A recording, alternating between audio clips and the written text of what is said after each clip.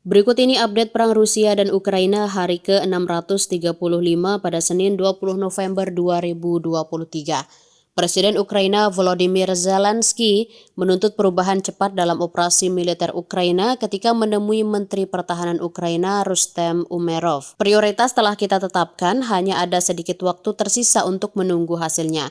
Tindakan cepat diperlukan untuk perubahan di masa depan, kata Zelensky. Pemimpin Ukraina itu juga memberhentikan Mayor Jenderal Tetiana Ostachenko sebagai komandan pasukan medis angkatan bersenjata. Tugasnya jelas, seperti yang telah berulang kali ditekankan di masyarakat, khususnya di kalangan petugas medis tempur. Kita memerlukan tingkat dukungan medis baru yang mendasar bagi tentara kita, kata Zelensky. Ukraina pukul mundur pasukan Rusia di Dnipro. Tentara Ukraina mengatakan mereka telah mendorong pasukan Rusia mundur sejauh 8 km dari tepi sungai Dnipro di wilayah selatan Kherson.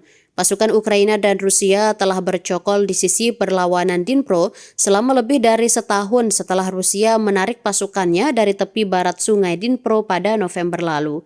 Ukraina pekan lalu mengatakan pihaknya telah membuat terobosan. Selanjutnya, rentetan drone Rusia hantam Kiev. Rusia melancarkan beberapa gelombang serangan drone ke Kiev untuk malam kedua berturut-turut yang memicu peringatan serangan udara. Angkatan Udara Ukraina mengatakan sistem pertahanan udaranya menghancurkan 15 dari 20 drone kamikaze Shahed yang menargetkan wilayah Kiev, Poltava, dan Cherkasy.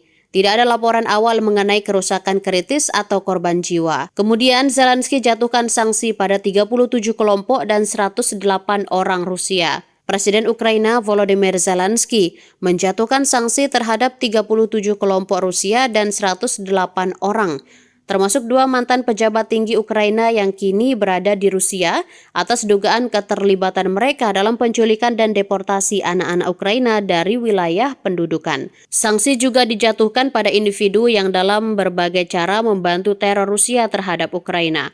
Pemerintah Ukraina berhasil membawa pulang Bohdan Yermokin, seorang remaja yatim piatu yang dibawa ke Rusia dari kota Mariupol yang diduduki selama perang. Bohdan Yermokin dilarang kembali ke Ukraina pada bulan Maret 2022.